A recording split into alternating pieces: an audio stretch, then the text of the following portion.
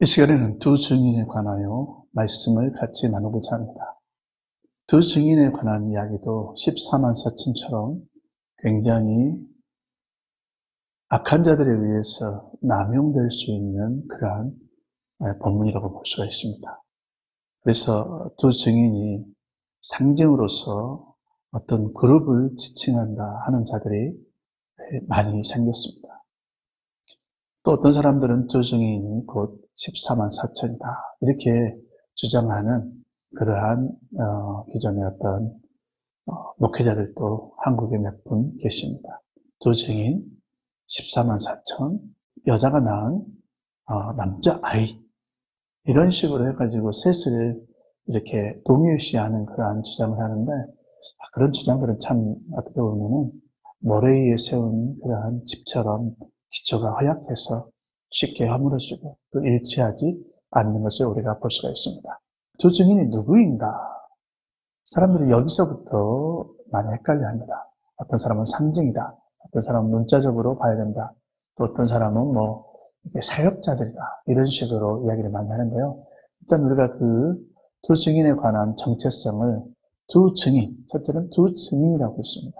이게 좀 문자적으로 볼 수가 있고요. 두 촛대, 두 감람나무. 이것은 상징으로 볼 수가 있습니다. 그러다 마지막에 나오는 또 하나의 단어가 있는데 두 선지자다 이렇게 볼 수가 있어요. 그래서 두 증인과 두 선지자는 사실은 문자적이죠. 문자적으로 두 명의 사역자, 예언자 이렇게 볼 수가 있고요.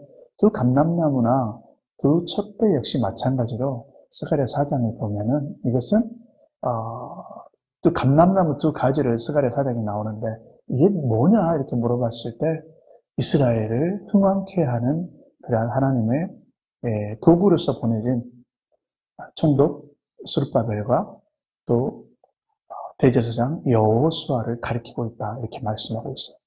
그래서 이 두 증인은 오늘 본다면은 이스라엘을 흥왕케 하는 자, 이스라엘을 회개시켜서 예수 그리스도를 메시아로 고백하고 예수님을 구주로 영접하는 자, 이렇게 시키는 그런 역할을 하는 자, 이렇게 보면 아주 훌륭한 관점이라고 볼 수가 있습니다.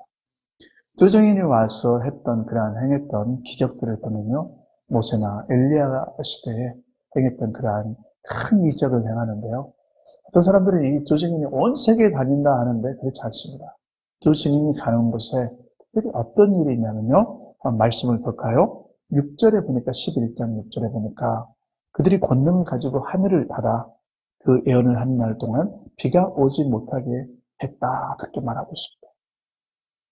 두 증인이 와서 아무리 떠들어도 사실은 무관심할 수가 있어요. 그래서 하나님께서는 이들에게 권세를 줬는데 이들이 사역을 시작하는 그 시점부터 끝날 때까지 3년 6개월 동안 이스라엘의 가뭄이 비가 오지 않는다. 그러니 이스라엘 사람들이 두 증인을 무시하고 싶지만 비가 오지 않으니까 어떡하겠습니까? 싸울 수밖에 없죠. 싫어도 들어야 돼요. 그런 가운데 두 증인이 여러 가지 이적들을 많이 행하면서 두 증인이 했던 이야기는 결국에 뭐냐면요. 예수께서 메시아이다. 진짜 메시아이다. 그 당시에 세상에는 특히 예루살렘에는 이스라엘은 누가 나타났냐면요. 가짜 메시아 적그리스도가 나타나서 성전을 지어주고 또 그들로 예배할 수 있도록 구약적인 방법으로 예배할 수 있도록 그 길을 터줬어요. 그래서 많은 이스라엘 사람들이 깜깜하고 속고 마는 거죠. 적그리스도가 진짜 메시아이구나. 그런데 두 증인이 나타나서 아니다. 적그리스도는 가짜고 우리에게 진짜 메시아가 있었는데 바로 예수 그리스도다. 이걸 지금 선포하고 있는 것입니다. 그래서 이들이 두 증인이 아무리 선포해도 이스라엘 사람들은 완악해서 돌아오지 않지요. 그래서 두 증인이 그들의 사역이 마칠 때쯤 우리가 한번 볼까요? 11장 한번 뒤로 넘겨보겠습니다. 누가 등장합니까? 7절에 보니까 무적행으로부터 올라오는 짐승이 적 그리스도가 두 증인과 싸워 이기게 되는 거예요. 그래서 두 증인을 갖다가 잡아 죽입니다. 죽이는데 그 죽이는 장소가 나와요. 그 죽이는 장소가 영적으로 하면은 소돔이고 또 애굽이라고도 하는데 진짜 문자적으로 보면 어디예요? 주님께서 십자가에서 달리셨던 예루살렘이라고 이렇게 표현하고 있습니다. 8절에 보니까 주께서 십자가에 못 박히신 곳에서 두 증인이 죽임을 당하는 것입니다. 그러니까 이 완벽하게 두 증인이 지금 무엇을 재현하고 있습니까? 예수 그리스도에 대한 사역을 그대로 재현하고 있습니다. 우리가 여기서 다 표면적으로 나오지 않았지만은 두 증인은 그런 이야기를 했어요. 자기가 죽고 나면은 사흘 반 만에 자신들이 예수 그리스도처럼 다시 살아날 것을 이렇게 이야기를 하고 있습니다. 그리고 하늘에 승천할 것을 이야기를 하고 있어요. 그래서 두 증인이 이 죽임을 당한 후에 두 증인의 시체를 갖다가 장사를 지내지 못하게 해요. 그리고 어디다 내팽개칩니까? 길거리에다가 팽개치고 있어요. 자, 9절에 보니까 백성들과 족속과 방언과 나라 중에서 사람들이 그 시체를 사흘 반 동안을 보며 무덤에 장사하지 못하게 하였다. 이렇게 좀 말씀하고 있습니다. 그래서 사흘 반 동안 지금 두 증인의 시체가 길거리에서 많은 사람들이 지켜보고 또 오늘날 우리 미디어가 발달한 우리 시대에는 온 세상에 이게 다 중계되죠. 왜 중계될까요? 그만큼 중요한 사건이기 때문에 그렇습니다. 지금 저 그리스도가 세계를 탁 손에 잡고 지금 뭘 하고 있는 거예요? 자신이 메시아다. 이렇게 지금 선언하면서 지금 자신이 어떤 그런 대단한 권세를 가진 자라 이렇게 지금 사람을 속이고 있는데 그것을 지금 아니라고 하니까 얼마나 사람들이 싫어하겠습니까? 그래서 이스라엘 사람들뿐만 아니라 온 세계 사람들이 지금 두 증인의 죽음을 눈여겨보고 있는 것입니다. 그런데 11절에 보니까 3일 반 후에 그들이 예언한 것처럼 3일 반 후에 생기가 들어와서 그들이 두 발로 다시 일어났습니다. 사람들이 얼마나 놀랐겠습니까? 지금 두 사람이 살아났어요. 근데 여기서 또 어떤 사람들은 두 증인이 부활했나? 그렇게 생각하는데 부활한 게 아닙니다. 나사로처럼 다시 살아난 거예요. 그리고 그들이 자기들의 원수들 앞에서 하늘로 올라갑니다. 구름을 타고 올라가요. 이제 올라가는데요. 그때 어떤 사건이 일어나냐면은, 그들이 크게 두려워했는데 12절에 보니까, 다 구경하고 있습니다. 13절에 보니까 큰 지진이 났어요. 그리고 성 10분의 1이 무너지고, 그날 죽은 사람들이 7천입니다. 물론 10분의 1이 진짜 10분의 1인지, 아니면 또 7천이 진짜 문자적인 숫자인지, 아니면 상징적인 숫자인지 우리가 정확하게는 알 수가 없지만, 그때 성의 일부가 지금 무너지고 또 많은 사람들이 죽임을 당한 거예요. 누가 죽임을 당했을까요? 두 증인의 죽음을 죽이라고 앞장섰던 그 무리들이 죽임을 당했는데, 이걸 보면은 이 죽임을 당한 사람들이 주로 적 그리스도에게 충성했던 그러한 충성파들이라 이렇게 볼 수가 있습니다. 적 그리스도에 대한 이야기가 나오는데요. 칼에 상하였다가, 그 나라가 칼에 상하였다가, 머리 하나가 칼에 상하였다가 다시 살아났다 했는데요.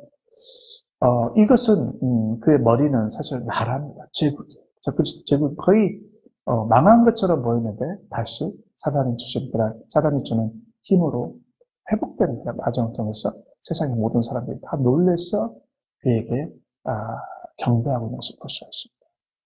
이때 적 그리스도도 큰 타격을 받고 그의 나라가 크게 타격을 받았다. 이렇게 저는 생각합니다. 그래서 이제 하늘로 승천하는데 거기에 있던 많은 사람들 누구겠습니까? 이스라엘 땅에 살고 있으니까 유대인들이죠. 유대인들이 지금 뭘 하고 있어요? 13절 마지막에 보니까 그들이 두려워요. 영광을 하나님께 돌렸다. 그랬습니다. 이 표현은 회개했다는 거예요. 회개하고 돌아왔다. 이 표현이에요. 14단으로 보니까 이런 표현이 있어요. 천사들이 하늘의 하나님께 영광을 돌리라. 세무의 근원을 만드신 창조주 하나님께 영광을 돌리라. 세상 사람들, 불신자들에게 그것을 이렇게 촉구하고 있습니다. 이런 회개를 촉구하는 거예요. 하나님이 만물의 주인이시다. 예수께서 만왕의 왕이라는 것을 고백하라는 거예요. 회개하라는 그런 의미가 담겨져 있습니다. 그래서 많은 사람들이 돌아왔어요. 다니엘 12장에 보니까 이스라엘 백성들이 그때 많은 사람들이 깨어날 것이라고 했어요. 물론 다는 아닙니다. 다는 아닌데 많은 사람들이 깨어나서요. 돌아온다는 거예요. 로마서 9장에서 11장에 보니까 바울이 이야기했죠. 이스라엘이 돌아오면 사실은 주의 재림이 일어납니다. 오늘 이 두 증인 사건을 통해서 이스라엘의 회심이라는 그런 놀라운 이야기를 지금 전해주고 있는 거예요. 그래서 어떻다는 거예요? 주의 재림이 촉박했다는 거예요. 10장, 11, 12, 13, 14, 15장까지 지금 그 이야기를 하고 있는 겁니다. 여러 가지 재림이 일어나야 될 그런 큰 사건들. 이스라엘이 회심했다. 또 적그리스도가 등장했다. 순교자 예수가 찼다. 또 온 천하에 복음이 증거된다. 이러한 것들이 지금 계시록 10장부터 15장까지 지금 드러나고 있는 거예요. 그래서 주의 재림이 촉박했다는 것을 지금 사람들에게 깨워주는 그런 메시지를 여기에 담고 있습니다. 그래서 이제 이렇게 끝나는데 많은 사람들이 또 14절을 갖다 헷갈려하고 있어요. 둘째 하는 지나갔으니 보라 셋째 하가 속히는 거다. 두 증인 사건이 둘째 화인가? 아니, 그런 이야기가 전혀 아닙니다. 둘째 화가 지나갔는데 셋째 화, 이제 나팔을 불기만 하면은 주님이 재림하시는데 이것이 긴 시간이 걸리는 게 아니에요. 둘째 화와 셋째 화 사이가 아주 속히 지금 일어난다는 거예요. 지금 이것을 강조하면서 주의 재림이 촉박했다, 이걸 얘기하고 싶다. 자, 중요한 것은 11장 15절에 또 있습니다. 11장 15절에 보니까 일곱째 천사가 드디어 나팔을 불었습니다. 자, 이게 과거형이에요. 불었더니 즉시 세상 나라가 우리 하나님과 그리스도의 나라가 되었다는 거예요. 되었다. 이것도 과거형입니다. 나팔을 불었어요. 그리고 세상 나라가 이제 우리 하나님과 그리스도의 나라가 되었습니다. 이건 뭐예요? 주의 재림이 일어났다는 것을 지금 알려주는 겁니다. 주의 재림이 일어났다는 것이요. 사실은 계시록에는 여러 가지 상황에서 이렇게 이야기를 하고 있어요. 1장 7절처럼 주의 재림을 딱 보면서 악인들이 탄식하는 모습. 또 6장처럼 세상의 군왕들이 와가지고 성도들을 핍박하다가 재림하시는 예수님과 또 보좌에 앉으신 걸 보면서 다들 놀라는 거죠. 두려워하는 거죠. 자, 11장 역시 마찬가지고요. 19장도 마찬가지. 백마를 타고 오시는 예수님. 가시적으로 이걸 다 보여주는 거죠. 여러 가지 상황에서 지금 재림을 여러 가지 모습 하나하나 자세히 보여준다. 이렇게 볼 수가 있습니다. 그래서 주의 재림이 일어났는데요. 재림이 일어나고 나니까 자, 우리 17절 한번 보겠습니다. 옛적에도 계셨고 지금도 계신 주 하나님 곧 전능하십니다. 예전에도 있었고 전에도 있었고 지금도 있고 뭐가 빠졌습니까? 장차하고 십자가 빠졌죠. 왜? 11장 15절에 일곱째 나팔이 불어서 주 하나님과 우리 주 예수 그리스도께서 오셨기 때문에 장차하고 십자가 빠진 거예요. 무슨 얘기인지 알겠죠? 이 장차 오실 자를 제대로 보는 게 계시록이 얼마나 중요한지 제가 여러 번 이야기했습니다. 우리가 이 말씀을 보면서요. 재림의 때는요. 이제 의인들에게 상을 주고 악인들에게 벌을 받는 그런 시간이에요. 더 이상 돌이킬 수가 없어요. 이 재림 이후에는 왔다 갔다 할 수가 없습니다. 회개의 기회가 없다는 것을 우리가 알아야 됩니다. 그래서 우리는 11장을 통해서 이런 중요한 이야기들을 지금 하고 있습니다. 어떻습니까? 그렇게 어렵진 않아요. 그러나 우리가 놓치기 쉬운 부분이 많이 있습니다.